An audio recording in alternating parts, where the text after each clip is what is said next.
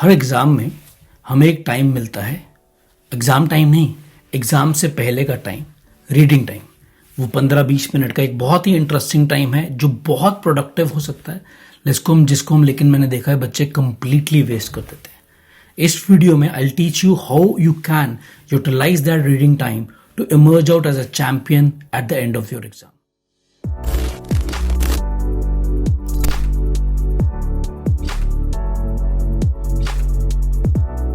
Absolutely right, reading time can be the game changer.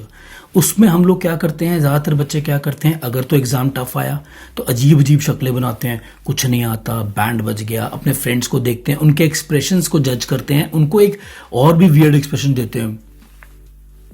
और अगर exam आता है तो हम ऐसे थम्स अप बना देते हैं, अच्छी अच्छी शक्लें बनाते हैं, एंड इवेंचुअली हम पहले ही इतने ओवर कॉन्फिडेंट हो जाते हैं कि we end up making lot of careless mistakes.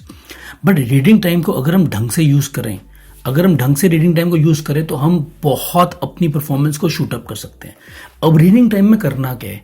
Reading time इसलिए नहीं है कि हमें सेलिब्रेट करना है कि पेपर आसान है या रोना है कि पेपर टफ है। रीडिंग टाइम एक ऐसा टाइम है जिसमें मुझे अपनी स्ट्रैटेजी बनानी है अगले 2, ढाई, 3 घंटे की, जितनी देर का मेरा एग्जाम टाइम है। अब वो स्ट्रैटेजी कैसे बनेगी? जब मैं थरोली सबसे पहले मैं सारी नॉइस को शट डाउन करके, मैं आसपास की सारी नॉइस को शट डाउन करके, जैसे ही मुझे एग्जाम मिला मैं सेल्फ सेंटर्ड होके उस एग्जाम में घुस जाऊंगा, एंड मैं वो 15 मिनट 20 मिनट एक एक क्वेश्चन को जितना पॉसिबल है क्विकली स्किम करूंगा। स्किम मीन्स क्विक रीड करूंगा।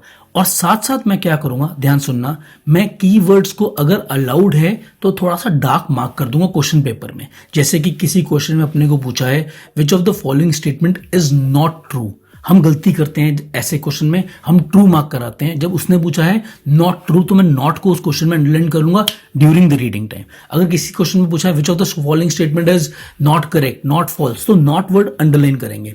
सिमिलरली कुछ क्वेश्चन जो ऐसे लग रहे हैं कि एग्जाम में बहुत टफ हैं तो मैं उन क्वेश्चंस को डबल मार्क कर दूंगा पेंसिल से, ताकि इन क्वेश्चन को जब मैं एग्जाम में सॉल्व करूंगा, एक तो मैं इनको लेटर स्टेज पे सॉल्व करूंगा, शायद मैं फर्स्ट अटेम्प्ट में सॉल्व ना करूं। उससे भी इंपॉर्टेंट है कि जब मैं इनको सॉल्व करूंगा, क्योंकि ये ट्रिकी कैटेगरी के क्वेश्चंस हैं, तो मैं इनमें ज्यादा टाइम नहीं लगाऊंगा, और मैं जब टाइम लगाऊंगा तो मैं इन पे बहुत केयरफुल होकर टाइम लगाऊंगा, बिकॉज ये लगने में ट्रिकी है। ठीक है, तो इन दो चीज़ों से हम लोग रीडिंग टाइम को बहुत बहुत यूटिलाइज कर सकते हैं।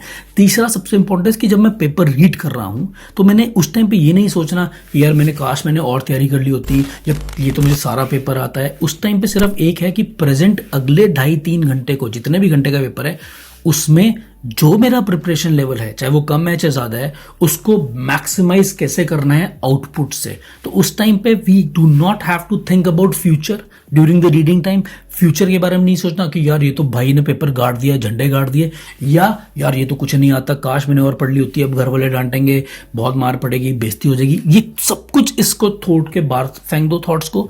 सारा फोकस डालो प्रेजेंट में कि प्रेजेंट में मैं क्या कर सकता हूं। अब कई बच्चे क्या करते हैं, रीडिंग टाइम में एमसीक्यू क्वेश्चंस को चीट करने लग जाते हैं कि अब उस चक्कर में मेरे बच्चे हम 2-3 शायद क्वेश्चन सही भी कर लें, बट इवेंचुअली हम लूज आउट कर जाते हैं, हम हार जाते हैं। क्योंकि पहले ऑब्वियसली हम एक अनएथिकल बिहेवियर यूज कर रहे हैं, बट उससे भी इंपॉर्टेंट है मेरे बच्चे कि अगर मैं उसको 15-20 मिनट को ढंग से इंट्रोस्पेक्ट करके टाइम स्पेंड करूं तो मैं पेपर को बहुत बेटर तरीके से अटेम्प्ट कर सकता हूं।